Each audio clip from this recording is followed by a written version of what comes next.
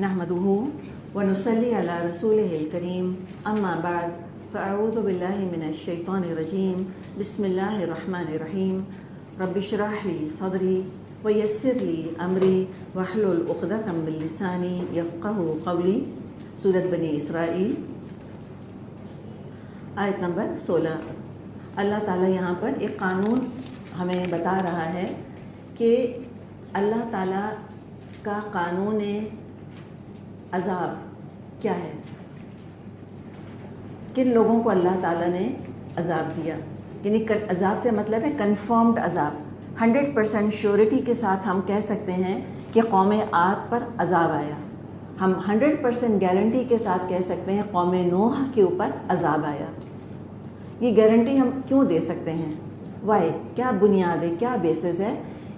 Basis ये है कि उनके पास रसूल आए थे और उन्होंने रसूल को रिजेक्ट किया था, तो अल्लाह ताला ने उनका राइट ऑफ लाइफ वापस ले लिया। They had no right to live.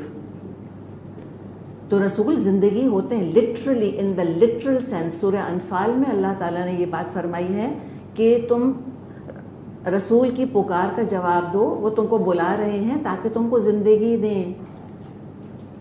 जिसको रसूल का ज़माना मिल गया उसके पास कोई चॉइस नहीं हुआ करती थी कि वो ईमान लाए या ना लाए। जो ईमान लाते थे वही बचाए जाते थे, जो ईमान नहीं लाते थे सब A to Z, जन बच्चा समेत सब तबाह कर दिए जाते थे। उनकी नस्ल ही ख़त्म हो जाती थी, जड़ ही काट दी जाती थी उनकी। क़ुतिया दाबिरुल लदीना कफ़रू बि आयातिल्लाह, जड़ काट दी गई, आखिरी आने वाला तक ख़त्म कर दिया गया उन लोगों का जिन्होंने अल्लाह की आयत का इनकार किया। आजकल आफतें आती हैं, नेचुरल डिज़ास्टर्स आते हैं, उनको हम गारंटी के साथ अज़ाब नहीं कह सकते। हम उनको इम्तिहान कह सकते हैं, हम उनको इंज़ार कह सकते हैं, वार्निंग कह सकते हैं, टेस्ट कह सकते हैं। हम क्यों नहीं कह सकते कि अज़ाब है? फॉर एग्ज़ाम्पल कोविड को हम क्यों नहीं कह सकते अज़ाब आ गया? वजह बताइए। आजकल कोई रसूल नहीं है, कोई रसूल नहीं है। और जब से अल्लाह ताला ने नबी अकरम सल्लल्लाहु अलैहि वसल्लम को आखिरी रसूल बनाकर भेजा, उसके बाद से किसी कौम पर ये अज़ाब इस्तीसाल नहीं आया, एक्सटिंक्ट करने वाला अज़ाब नहीं आया किसी कौम के ऊपर। ये ख़ुद बहुत बड़ी बात है कि आप सल्लल्लाहु अलैहि वसल्लम कितनी बड़ी रहमत बनकर आए। रसूल की उम्मती तबलीग करेंगे, चूँकि ज़ाहिर है वो रसूल के दर्जे के नहीं हैं, तो लिहाजा उम्मतियों की तबलीग का इनकार करने वालों को उस दर्जे का अज़ाब नहीं दिया जाएगा। सिंपल इक्वेशन है और ये बिल्कुल इंसाफ की और अदल की बात है। तो अब आगे अल्लाह ताला ने फरमाया व इज़ा अरदना अन नुहलिका क़रियतन अमरना मुत्रफ़ीहा फ़फ़सक़ू फ़ीहा फ़हक़्क़ अलैहल क़ौलु फ़दम्मरनाहा तदमीरा। हम जब किसी बस्ती को हलाक करने का इरादा करते हैं तो उसके खुशहाल लोगों को हुक्म देते हैं और वो उसमें नाफरमानियाँ करने लगते हैं, तब अज़ाब का फ़ैसला उस बस्ती पर चस्पा हो जाता है और हम उसको बर्बाद करके रख देते हैं। तो ये नेशंस की तबाही का अल्लाह ताला ने क़ानून बता दिया कि पहले अल्लाह अपने अहकामात वाज़े करता है। ये था ना आयत नंबर 15 के अंदर कि हम किसी को अज़ाब नहीं देते हत्ता नबाता रसूला, यहाँ तक कि हम रसूल उसके अंदर मबूस कर दें। अब क्या हुआ करता था?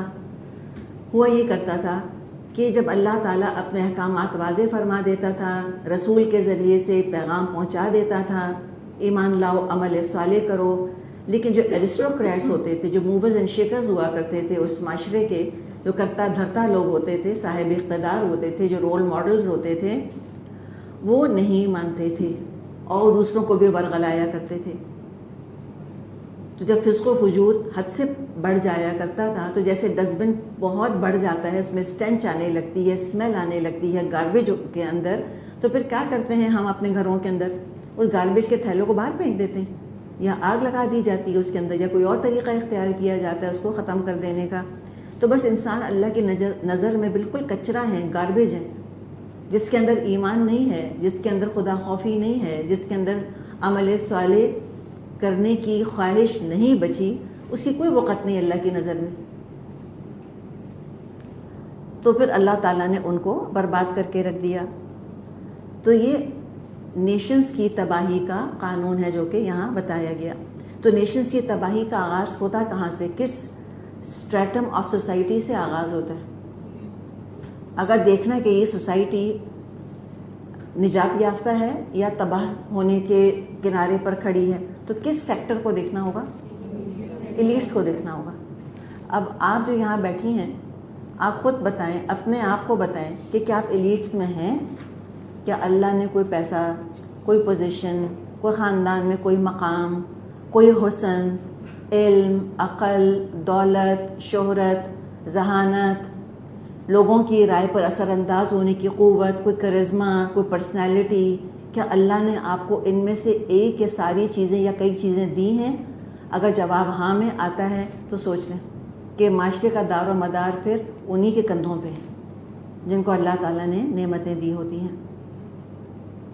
یہی پیسے والے ہوتے ہیں. مترفیہ، دراصل جو یہ لفظ آ رہا ہے مترفیہ، مترفین، یہ عام طور پہ گناہ گاروں کو کہا جاتا ہے، جن کو یہ مترفین یا مترفون کہا جاتا ہے پیسے والے، نعمتوں والے جو گناہوں کے اندر ڈوبے رہتے ہیں، ایکسیسو لائف سٹائل جن کے ہوتے ہیں، اتنے بور ہو چکے ہوتے ہیں کہ ان کو اب ایکسیس چاہیے ہوتی ہے. اس لیے کہ دیکھیں پیسے کے ساتھ ہوتا ہے کیا، ہم ایک پروسیس کو دیکھتے ہیں کہ آخر کیا پیسہ بائی اٹ سیلف ایول ہے؟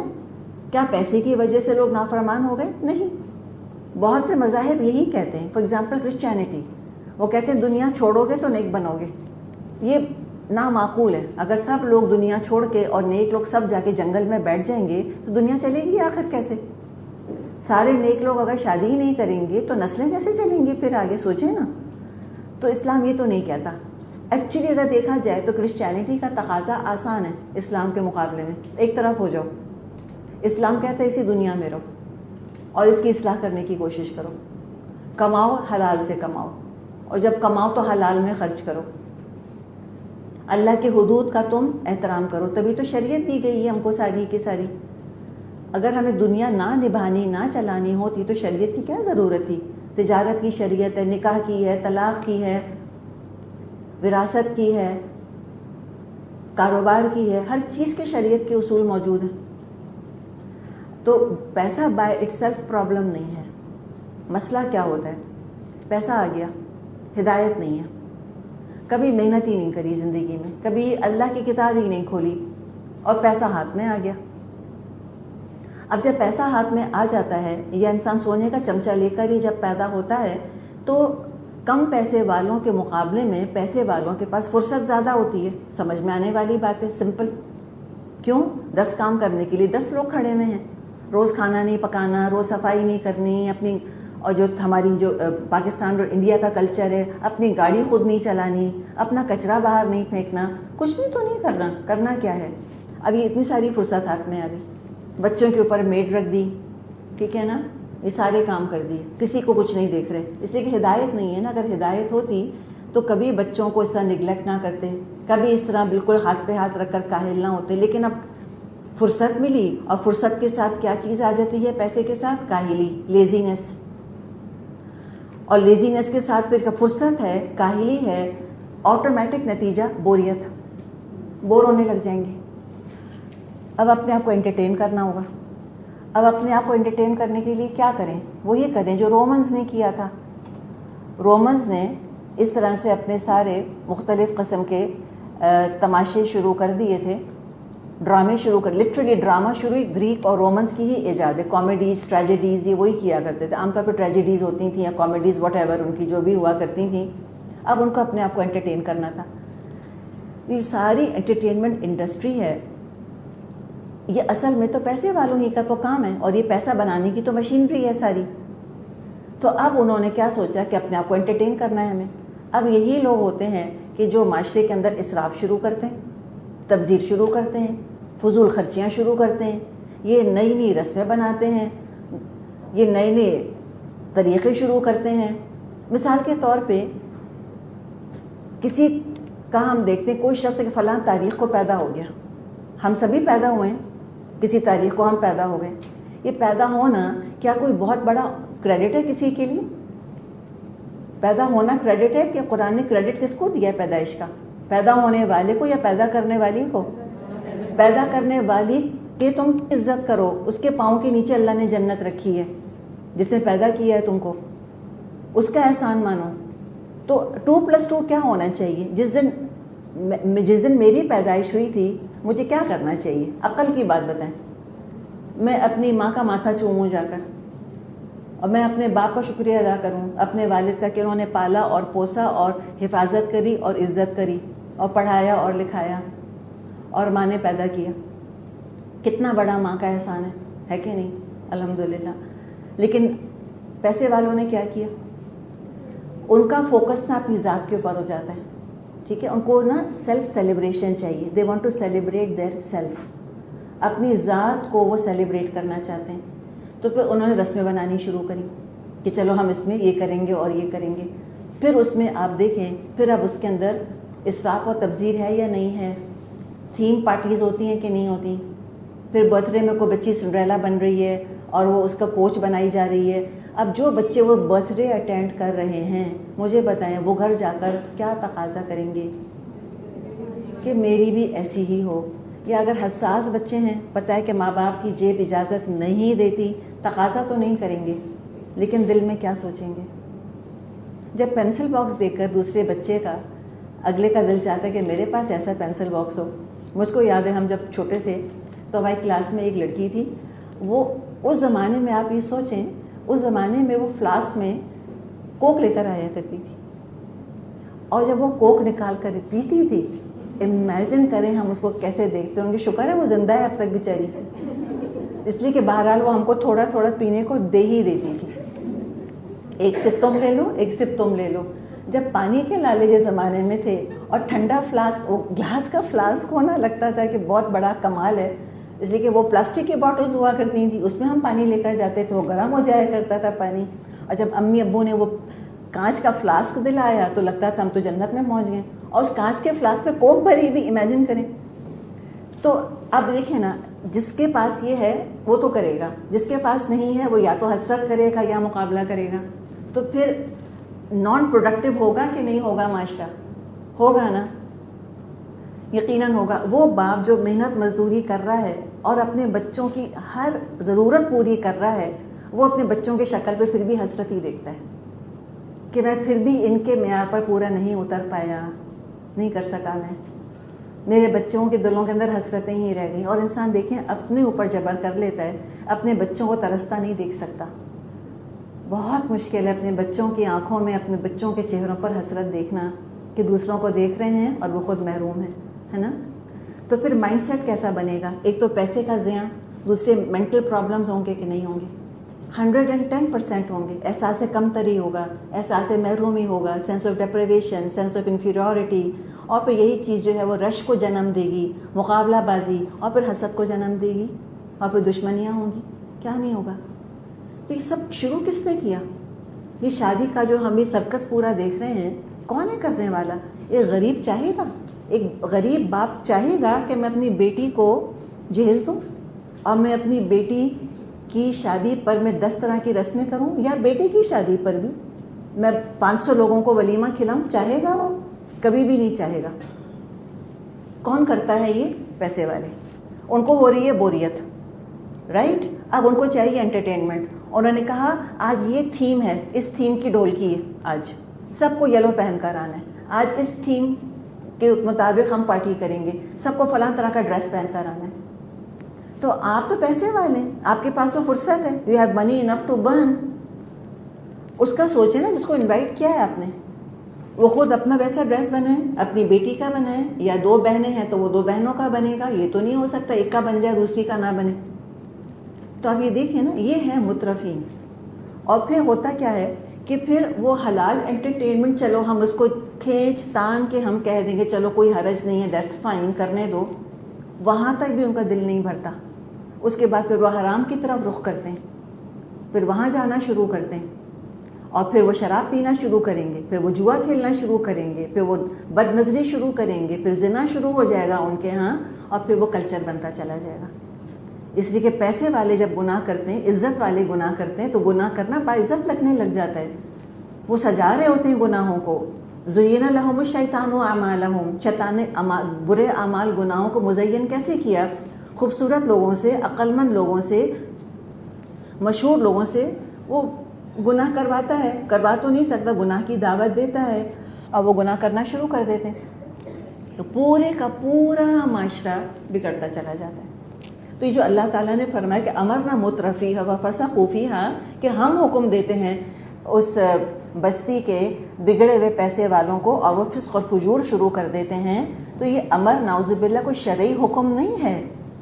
امر سے مراد یہاں پر اجازت ہے. اللہ نے ان کو چھوٹ دے دی، اللہ نے ان کو چوائس دے دی کہ یہ کرتے ہو تو کرو. تو وہاں سے وہ معاملہ شروع ہوتا ہے. فحق علیہا القول، تو اس بستی کے اوپر، علیہا ہا کی ضمیر قریہ کی طرف جا رہی ہے، اس بستی پر قول پورا ہو جاتا ہے. کیا کہ اب یہ تباہ ہونے والی ہے. فدمرناہا تدمیرا، ہم اس کو ایسا برباد کرتے ہیں جیسے کہ برباد کر دینا چاہیے. تو پتہ یہ چلا کہ پیسے والوں کے عمل پر معاشرے کی بقا کا دار و مدار ہے. Existence of a society, well-being of a society, prosperity of a society depends upon the well-to-do people.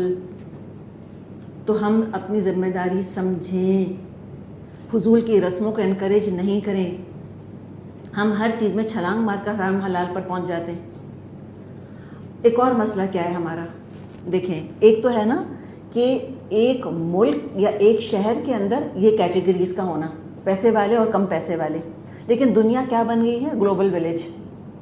اور جب دنیا گلوبل ولیج بن گئی ہے تو اب صرف ایک شہر کے امیر اور غریب کا معاملہ نہیں رہا. اب معاملہ کیا بن گیا ہے؟ First world countries, third world countries, امیر ترین ممالک اور پھر غریب ترین ممالک. امیر ترین ممالک جو مرضی کریں، ہم آنکھ بند کر کے وہ ایسے کیسے لے کے اپنے ہاں اس کو لا کے نافذ کر دیتے ہیں، اور اس سے پھر 100 مسئلے شروع ہو جاتے ہیں. ہم کہتے ہیں برتھ ڈیز وغیرہ فار ایگزامپل منانا انٹرنیشنل کلچر بن گیا ہے.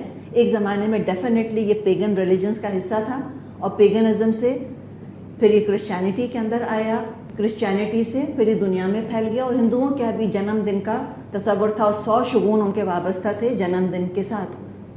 ان کے ہاں تو جنم دن کے حساب سے کوئی شخص پیدائشی منحوس ہوتا تھا، کوئی شخص پیدائشی مبارک ہوا کرتا تھا. یہ الگ کہانیاں ہیں ساری ان کی. اور ان کے ہاں اب یہ وہ کہتے ہیں اب ریلیجن سے تعلق نہیں رہا، اب سبھی یہ کر رہے ہیں، تو ان کو وہ کر سکتے ہیں نا. ان کے ہاں birthday parties, balloons, buntings, cakes, یہ سب کچھ کرنا، ہیٹس اور دنیا زمانے کی چیزیں ان کے لیے بڑی بات نہیں ہے. ان کا غریب بھی ہمارے امیروں سے تھوڑا ہی کم ہے. وہاں غربت کا کیا ڈیفینیشن ہے فرسٹ ورلڈ کنٹریز کے اندر؟ گھر ہوگا، گاڑی ہوگی، ساری ایمینٹیز ہوں گی، بجلی، پانی، سینٹرل ہیٹنگ، اسکول کی فیسلٹیز، ہاسپٹل کی فیسلٹیز، سب کچھ ملے گا ان کو. ان امپلائمنٹ الاؤنس بھی ملے گا ان کو. بس ان کا جو لیونگ اسٹینڈرڈ ہے وہ تھوڑا سا کم ہوگا. ایک زمانے میں لطیفہ ہوا کرتا تھا یہ، ایک ٹیچر نے کہا بچے سے کہ تم غربت کے اوپر مضمون لکھو. کلاس سے کہا، تو کلاس میں بہت امیر کا بچہ بھی آتا تھا. کہا غربت کے اوپر مضمون لکھو. اس بچے نے کہا کہ ایک شخص بہت غریب تھا، اس کا محل بھی بہت پرانا تھا، اس کے نوکر بھی بہت غریب تھے، اور اس کی گاڑیاں بھی بہت پرانی تھیں. یہ غربت کا تصور تھا. اور لٹرلی یہی تصور جو ایک زمانے میں سمجھے کہ لطیفہ سمجھا جاتا تھا، آج فرسٹ ورلڈ کنٹریز کا یہی ہے. وہ کہتے ہیں ہائے ہم تو کتنے ڈپرائیوڈ ہیں، اور ہم ان کو دیکھ کے ہنستے کہ تم ڈپرائیوڈ ہو تو ذرا آؤ نا پاکستان، ہم تم کو دکھائیں. تم ذرا انڈیا اور بنگلہ دیش کے چکر تو لگاؤ، پھر ہم تم کو بتاتے ہیں کہ ڈپریویشن کس کو کہتے ہیں. تو ہم ان سے کمپیئر کرنے لگ گئے ہیں اپنے آپ کو، اور ہم نے ان کی رسومات لے کر جب اس ملک میں آ کر نافذ کری ہیں تو پھر آپ دیکھیں 10 مسائل ہمارے کھڑے ہو گئے معاشرتی لیول کے اوپر، اور ذہنی مسائل بھی شروع ہو گئے ہمارے. تو ہمیں بہت بڑی ذمہ داری محسوس کرنی ہے کہ ہم کس طرح اپنے لائف سٹائلز بنا رہے ہیں، ہم کس طرح اپنی خوشیاں سیلیبریٹ کر رہے ہیں، ہم غم کے موقعوں پہ کیا کر رہے ہیں. یہیں پر سنت ہم کو تھام لیتی ہے. اگر ہم نے سنت کو اپنا کلچر، اپنا لائف سٹائل اگر بنا لیا تو ہم اس فساد سے، اس فسق سے خود ہی بچ جائیں گے. تو بہرحال یہ جو تباہ شدہ اقوام تھیں وہ تو شرک اور کفر اور تمام کبیرہ گناہوں کے اندر، کہتے ہیں 7 شرعی عیب ان کے اندر ہوا کرتے تھے. پھر ظاہر انجام تو یہی ہونا تھا کہ اللہ تعالیٰ ان کو تباہ کر دے. وَكَمْ أَهْلَكْنَا مِنَ الْقُرُونِ مِنْ بَعْدِ نُوحٍ وَكَفَى بِرَبِّكَ بِذُنُوبِ عِبَادِهِ خَبِيرًا بَصِيرًا۔ دیکھ لو کتنی ہی نسلیں ہیں جو نوح علیہ السلام کے بعد ہمارے حکم سے ہلاک ہوئیں، تیرا رب اپنے بندوں کے گناہوں سے پوری طرح باخبر ہے اور سب کچھ دیکھ رہا ہے۔ تو اللہ ہی جانے کتنی نسلیں آئیں، کتنے انبیاء ان کی طرف آئے، کیا ان کا معاملہ ہوا، ہر ایک کا اللہ تعالیٰ نے نام تو نہیں بتایا۔ اچھا دیکھیں، جہاں تک ہم یہ مترفین کی بات کر رہے تھے نا کہ جن کی وجہ سے پھر معاشروں کے اندر تباہی آتی ہے، اور کچھ کلچرل جو طریقے ہیں ہمارے، جو ہمارے ثقافتی طریقے رسمیں، ان کی بات کری، اس کے بارے میں اتنی بات میں کہوں گی کہ حلال حرام کے فتوے نہیں لگائیں گے ہم۔ اتنا میں کہوں گی آپ سے کہ ان کو انکریج نہیں کرنا چاہیے، ان کی حوصلہ افزائی نہیں کرنی چاہیے۔ کچھ چیزیں ایبسلیوٹ حرام ہیں، شراب پینا، جوا کھیلنا، ان کو ایکٹیولی منع کرنے کی ضرورت ہے۔ کچھ چیزیں ہیں جن کو کہ حرام حلال کی کیٹیگری میں نہیں رکھیں گے، ان کو ایکٹیولی ڈسکریج کرنے کی ضرورت ہے۔ اور کیسے ڈسکریج کریں گے؟ خود کو ہٹا لیں اس چیز سے کہ میں نہیں کرتی یہ کام، بس اتنی سی بات کہیں کہ میں نہیں کرتی۔ بدعات کا معاملہ بھی یہی ہوتا ہے، بہت سی بدعات تو ایسی ہوتی ہیں کہ جو جیسے 15 شعبان کا ایشو ہے، بہت بڑی کیٹیگری مسلمانوں کی اس کو مانتی ہے، حالانکہ اس کی کوئی اصل نہیں ہے۔ اپنی ذاتیں شروع کریں، کوئی آپ سے پوچھے کیا کر رہی ہو 15 شعبان کو، آپ کہیں کہ میں نہیں رکھتی روزہ، اور میں نہیں راتوں کو جاگتی اس کے لیے، اتنا کہہ دیں بس۔ میں نہیں حلوی پکاتی، میں مردہ عید نہیں کرتی، میں قبروں پہ چراغ نہیں جلاتی، ہم قبرستان نہیں جاتے، مردے عید نہیں کرتے، یہ بتا دیں بس، بجائے کہ لڑیں اور جھگڑیں۔ یہ تو کوئی بات نہیں بنے گی نا اتنا لڑائی جھگڑا کھڑا کرنے سے، لیکن بتا دیں تو ڈسکریج کریں۔ تو یہاں پر اگلی آیت میں اللہ تعالیٰ نے فرمایا کہ ہم نے کتنی ہی نسلیں نوح کے بعد ہلاک کر دی۔ کیا قصور ہوگا ان کا؟ ان کے گناہوں کی وجہ سے۔ تو نوح علیہ السلام کے زمانے تک تو لوگ توحید پر تھے، پھر عقیدے میں بگاڑ آیا اور قوم نوح نے شرک کیا۔ ایک دفعہ شرک کا دروازہ کھل گیا، قوم نوح نے شرک کا دروازہ کھول دیا، پھر یہ بند نہیں ہوا، نیور۔ کچھ قوموں کا ذکر اللہ تعالیٰ نے فرمایا ہے قرآن میں، اور اللہ ہی بہتر جانتا ہے کتنی اور قوموں کو تباہی کا سامنا کرنا پڑا، ان کے آثار بھی باقی نہیں، ان کی یاد بھی باقی نہیں، ان کا کوئی علم بھی باقی نہیں، ایسی خاموشی سے مٹی میں مل گئے جیسے کبھی بسے ہی نہیں تھے۔ یہ شامت اعمال ان کی دنیا پرستی کی وجہ سے آئی۔ اب یہ دنیا کی حقیقت اللہ تعالیٰ کھول رہا ہے۔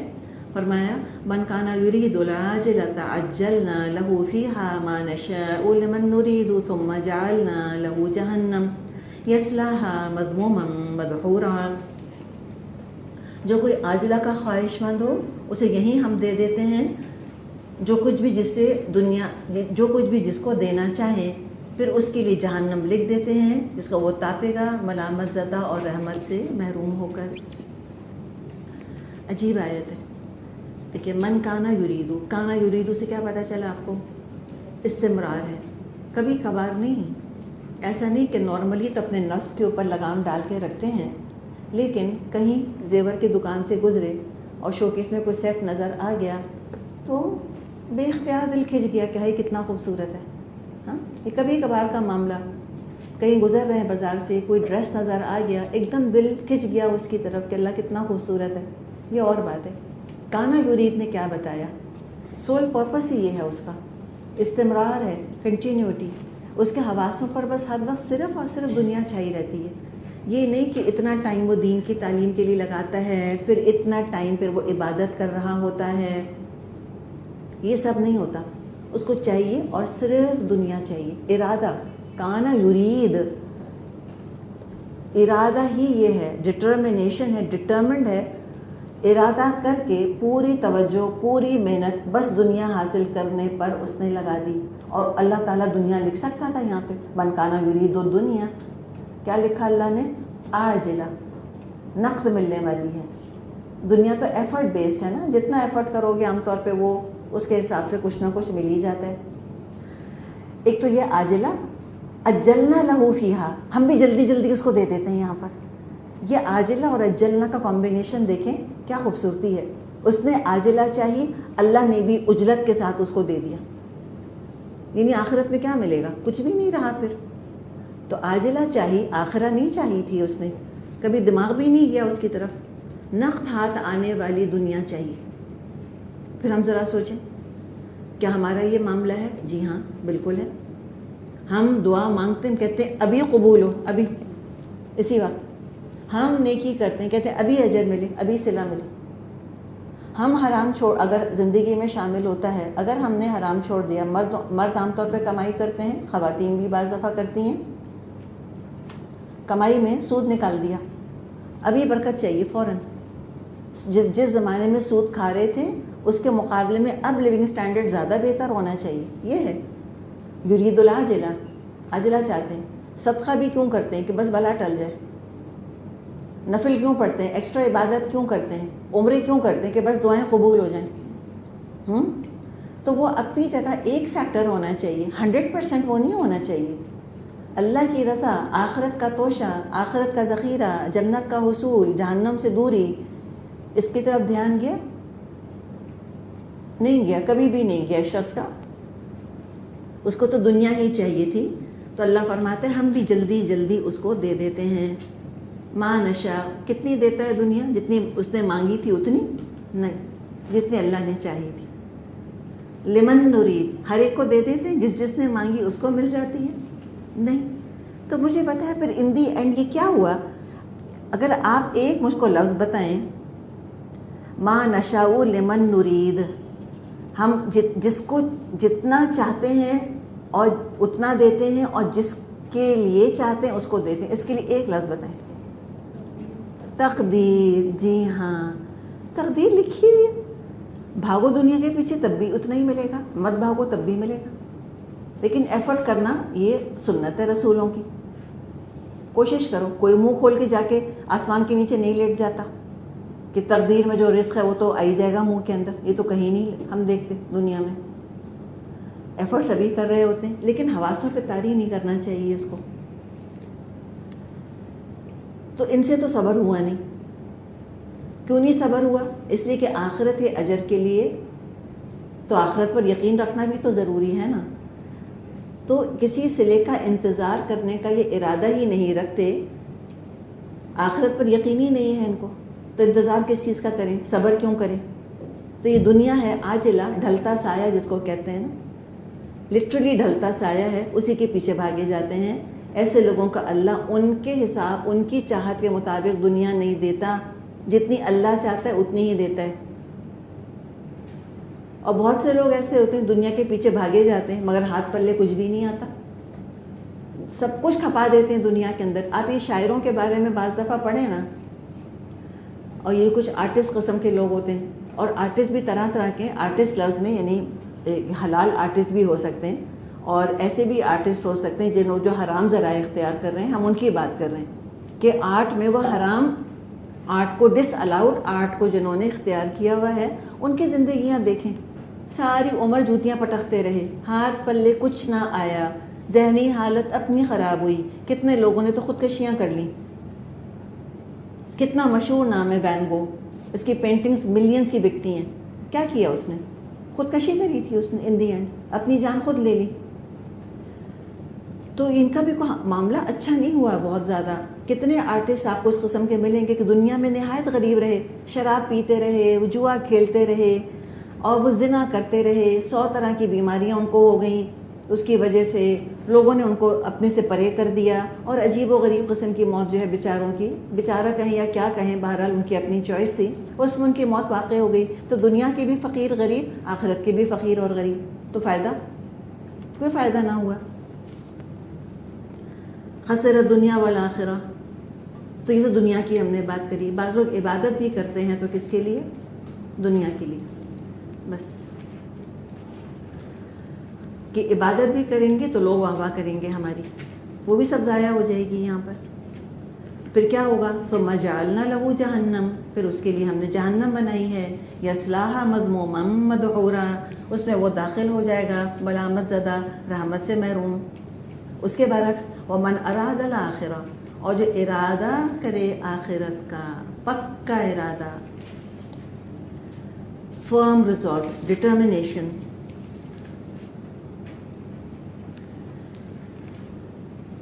وَسَعَى لَهَا سَعْيَهَا، اور پھر اس کی کوشش کرے، لگا دے، کھپا دے اپنے آپ کو جیسے اس کی کوشش کرنی چاہیے.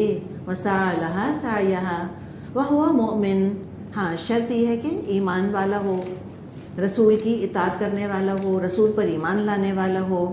فَأُولَئِكَ كَانَ سَعْيُهُمْ مَشْكُورًا، تو ایسے ہر شخص کی سعی مشکور ہوگی. تو 3 شرطیں ہیں اس کے لیے. من اراد الآخرہ، ایمان ہو، اخلاص ہو، ایسے اعمال ہوں جو آخرت کے لائق ہوں، اس کی کوشش ضرور قابل قبول ہوگی، اللہ اپنی شایان شان اس کو اجر دے گا. کیا لکھا ہے یہاں پہ؟ فَأُولَئِكَ كَانَ، کیا لکھا ہے؟ عملہم یا سعیہم؟ سعیہم. کوشش میں کیا کیا آتا ہے مجھے بتائیں، کوشش کا آغاز بتائیں کیسے ہوتا ہے؟ سب سے پہلے نیت، جیسے ہی نیت کریں گے اجر شروع، جی ہاں میٹر شروع. اچھا پھر کیا آتا ہے؟ اس کے لیے تیاری. جب نیت کی ہے، پکا ارادہ کیا ہے، فرم ریزولو کیا ہے، جیسے آج الحمدللہ آج ہی مثال ہم لیتے ہیں، کل سے ارادہ تھا آنے کا، تو اجر کب سے شروع ہو گیا؟ الحمدللہ کل سے ہی شروع ہو گیا. اس کے بعد پھر ارادہ کیا ہوگا، کوئی پلاننگ کرتے ہیں، اس لیے کہ ہم بہرحال آپ میں سے کچھ شادی شدہ خواتین ہوں گی جو گھر کا نظام چلا رہی ہیں، جب آپ اتنے گھنٹوں کے لیے گھر میں نہیں ہوں گی تو کچھ پلاننگ کری ہوگی، کیسے ہوگا، ایسے ہوگا، ایسے ہوگا، یا تو کل کھانا پکایا ہوگا، یا اگر میڈ ہے تو انسٹرکشن دی ہوں گی کہ بھئی یہ پکا کے رکھنا، وہ سارا بھی اس کے اندر شامل ہو گیا. مشکور، اللہ ہر چیز دیکھ رہا ہے، ہر چیز پہ نمبر لگ رہے ہیں. وقت پر اٹھے، سواری کا انتظام کیا، ہر چیز پہ نمبرنگ ہو رہی ہے، ہر چیز پہ مارکس مل رہے ہیں. پھر آ کر بیٹھ گئے. ہم سمجھتے شاید اب سے میٹر شروع ہوا جب سے میں نے قرآن سننا لکھنا شروع کر دیا، نہیں، اس سے پہلے سے شروع ہو چکا ہے الحمدللہ. مشکور، سعیہم، کوشش کی اللہ تعالیٰ قدر کرے گا. کوئی دنیا کا امتحان ایسا نہیں ہے جو صرف ایفرٹ بیسڈ ہو. ہم آپ کا ٹیسٹ لیتے ہیں ترجمے کا، ہمیں اس سے کوئی مطلب نہیں ہے کہ آپ میں سے کس اسٹوڈنٹ نے 10 گھنٹے پڑھا تھا اور کس اسٹوڈنٹ نے 15 منٹ پڑھا تھا. کیا پتہ کسی کی فوٹوگرافک میموری ہو، ایک دفعہ دیکھا یاد ہو گیا. کیا پتہ کسی کو 10 دفعہ دہرانا پڑتا ہو اور پھر بھی وہ پاس نہ ہو سکتی ہو. تو ہم تو ظاہر پر معاملہ کریں گے نا، ہم تو فیل کر دیں گے کہ بھئی نمبر نہیں ملے. اللہ کے یہاں ایسا امتحان ہے نہیں. جس نے 10 گھنٹے لگائے اس کو 10 گھنٹے کا اجر ملے گا، جس نے 15 منٹ لگائے اس کو 15 منٹ کا. بس کوئی فیل نہیں ہوگا اللہ کے ہاں. کوشش کرنے والا سب کامیاب ہوں گے. دنیا میں تو اتنا کچھ ہوتا ہے، آپ دیکھیں ہم تو چھوٹے سے ایگزام کی مثال لے رہے ہیں، ٹھیک ہے نا. ہمارا ایفرٹ بیس نہیں ہے. دنیا کے ایگزامس رزلٹ اورینٹیڈ ہوتے ہیں، ایفرٹ اورینٹیڈ نہیں ہوتے. ہمیں تو صرف نتیجے سے مطلب ہے، بس کہ آپ نے ریپروڈیوس کیا کیا پیپر کے اوپر. That's all we are concerned. کتنی مشکل اٹھائی، گھر میں کون بیمار تھا، کیا آپ رات بھر بخار میں پھک رہی تھیں، پھر آ کر آپ نے ٹیسٹ دیا، یا کاہل اتنی تھیں کہ آنے کی زحمت ہی نہیں کری، گھر بیٹھی رہ گئیں، یا دیر سے آئیں، دیر سے آ کر 5 منٹ پیپر نمٹا دیا، جو مرضی کیا. ہم تو رزلٹ دیکھیں گے صرف. اللہ تعالیٰ ہر چیز پہ نمبر لگا رہا ہوتا ہے. ہم تو چھوٹے سے ایگزام کی مثال لے رہے ہیں. اولمپکس آپ کو پتہ ہے نا 4 سال میں ایک دفعہ ہوتے ہیں، اور لوگ اپنی زندگیاں کھپا دیتے ہیں اس کے لیے تیاری کرنے کے لیے. وکٹری اسٹینڈ پہ کتنے کھڑے ہوتے ہیں؟ نمبر 1 پوزیشن کے اوپر 1، اور پھر نمبر 2، اور پھر نمبر 3. ہزاروں میں سے 3، only 3 get to stand on the victory stand, ہے نا. اللہ کہہ رہا ہے جس نے حصہ لے لیا آخرت کی دوڑ میں اس سب کو وکٹری اسٹینڈ پہ کھڑا کروں گا. Each and every one of you. من ارادہ واحد آ رہا ہے نا یہاں پہ، اس میں ایچ اینڈ ایوری ون کا تصور ہے. ہر وہ شخص، ہر وہ مومن جس نے آخرت کو ہدف بنایا اور اس کے لیے پھر اپنے آپ کو لگایا اور کھپایا، تو اللہ تعالیٰ اس کی کوششوں کی بہت قدردانی کرے گا، بہت قدر افزائی ہوگی. اللہ نقطہ نواز ہے. اللہ ذرے کو بھی چاہے تو آفتاب بنا دے اعمال کے اندر. کُلًّا نُمِدُّ هَٰؤُلَاءِ وَهَٰؤُلَاءِ مِنْ عَطَاءِ رَبِّكَ وَمَا كَانَ عَطَاءُ رَبِّكَ مَحْظُورًا. ان کو بھی اور ان کو بھی، دونوں فریقوں کو ہم دنیا میں سامان زیست دیے چلے جا رہے ہیں. یہ تیرے رب کا عطیہ ہے اور تیرے رب کی عطا کو روکنے والا کوئی بھی نہیں. تو ہاؤلائی و ہاؤلائی، یہ 2 گروپس ہیں. کون؟ ایک دنیا چاہنے والا، ایک آخرت چاہنے والا. دیتا اللہ تعالیٰ دونوں کو ہے. تو اللہ کے اختیار میں دنیا بھی ہے, اللہ ہی کے اختیار میں آخرت ہے. وہ دونوں دے سکتا ہے, تو دونوں کیوں نہیں مانگتے اللہ تعالیٰ سے؟ اللہ کی عطا روکی نہیں جا سکتی. جیسے یہاں فرمایا وَمَا كَانَ عَطَاءُ رَبِّكَ مَحْظُورًا, اللہ کی عطا کو کوئی نہیں روک سکتا. اللہ چاہے تو سلیمان علیہ السلام کی طرح بادشاہت بھی دے, نبوت بھی دے, اور آخرت میں جنت بھی دے. اس کی عطا ہے نا. Who are we to say کہ بھئی اللہ تعالیٰ تو نے سلیمان علیہ السلام کو اتنی نعمتوں سے کیوں نوازا؟ We cannot say that. اس کی مرضی, اللہ کی عطا کو کوئی نہیں روک سکتا. اللہ چاہے فرعون کی طرح بادشاہت دے اور آخرت میں جہنم دے, ٹھیک ہے نا. اللہ چاہے تو دنیا میں فقیر رکھے, جیسے کہ خباب کو فقیر رکھا, جیسے کہ یاسر کو, جیسے کہ سمیہ کو رضی اللہ عنہم دنیا میں فقیر رکھے, عزت نہ ملے ان کو, آخرت میں اللہ تعالیٰ جنت دے, عزت دے. اور یہ بھی اللہ کر سکتا ہے کہ دنیا میں بھی فقیر رکھے اور آخرت میں جہنم دے. یہ سارے آپشنز ہیں, کچھ بھی کر سکتا ہے.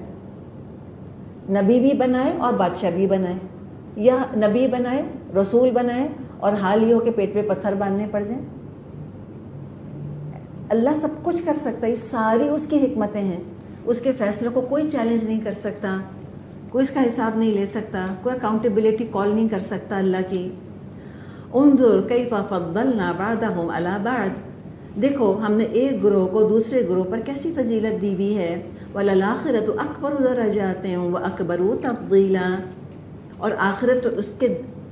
اور آخرت میں اس کے درجے اور زیادہ ہوں گے اور اس کی فضیلت اور بڑھ چڑھ کر ہوگی. تو اب یہ تو اللہ ہی کی شان ہے, اللہ ہی کا فیصلہ ہے کہ وہ کتنے درجوں میں فرق رکھے گا. دنیا میں بھی درجات کا فرق واضح ہے اور وسیع ہے, آخرت میں تو اس کو انفینٹی سے ملٹیپلائی کر لیں ہم, کتنا فرق ہوگا. صحیح مسلم میں حدیث ہے, آپ صلی اللہ علیہ وسلم نے فرمایا اہل جنت اپنے اوپر بالا خانوں کو اس طرح دیکھیں گے جس طرح مشرق اور مغرب میں دور چمکدار ستاروں کو دیکھتے ہیں. درجات کے فرق کی وجہ سے یعنی یہ ہو جائے گا کہ ایک ادنا درجے کا جنتی اعلیٰ درجے کے جنتی کو کیسے دیکھے گا, جیسے ہم یہاں سے بیٹھ کے تاروں کو چمکتا دیکھتے ہیں. اتنا فرق ہے درجوں کے اندر. لوگوں نے کہا اے اللہ کے رسول صلی اللہ علیہ وسلم, یہ تو انبیاء کے منازل ہوں گے جہاں کوئی دوسرا پہنچ نہیں سکے گا. آپ نے فرمایا کیوں نہیں, اس ذات کی قسم جس کے ہاتھ میں میری جان ہے, یہ وہ لوگ ہوں گے جو اللہ پر ایمان لائے اور انہوں نے رسولوں کی تصدیق کی. ٹھیک ہے, اللہ مجھ کو اور آپ کو اس میں شامل کرے. اللہ تعالی ہم کو یہ اعلیٰ سے اعلیٰ درجے دے, اللہ تعالی ہمیں جنت الفردوس سے نوازے. تو اس کے لیے پہلا قدم جنت حاصل کرنی ہے. پہلا قدم کیا ہے؟ لا تجعل مع اللہ الہا آخر, اللہ کے ساتھ کوئی دوسرا معبود مت بنا. فتقعد مذموما مخذولا, ورنہ تو ملامت زدہ اور بے یار و مددگار بن کر بیٹھا رہ جائے گا. شیطان نے شرک کے کتنے فائدے بتائے ہیں اور وہ انتہائی درجے کا جھوٹا ہے. اللہ سچ بتا رہا ہے کہ اللہ کے سوا جس کی عبادت کرو گے نقصان اٹھاؤ گے, جس کی عبادت کرو گے تم کو نقصان ہوگا. آپ صلی اللہ علیہ وسلم نے ایک موقع پہ فرمایا تھا اللہ کے ساتھ شرک نہ کرنا چاہے جلا دیا جائے. لا تجعل واحد ہے کہ جمع؟ واحد ہے. کیا اشارہ ہے؟ لا تجعل مت بنا.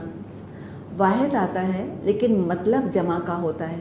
بعض دفعہ ایسے بھی ہوتا ہے, یعنی معاشرے کے ایک ایک فرد سے خطاب ہے کہ کوئی ایک بھی تم میں سے اللہ کے ساتھ ساجی نہ بنائے.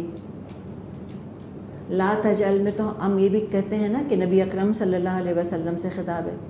یقیناً اپنی جگہ وہ بات ہے, لیکن ایک اور بھی اس کا اینگل ہے. Each and every member of the society is being addressed. ایک ایک فرد سے ایک خطاب ہے کہ تم میں سے کوئی ایک بھی اللہ کے ساتھ دوسرا معبود نہ بنائے, ورنہ کیا ہوگا کہ ملامت زدہ بے یار و مددگار بن کر بیٹھا رہ جائے گا. چلیے جی, اب آپ لوگ بریک لے لیں, پھر انشاءاللہ ہم آگے چلیں گے.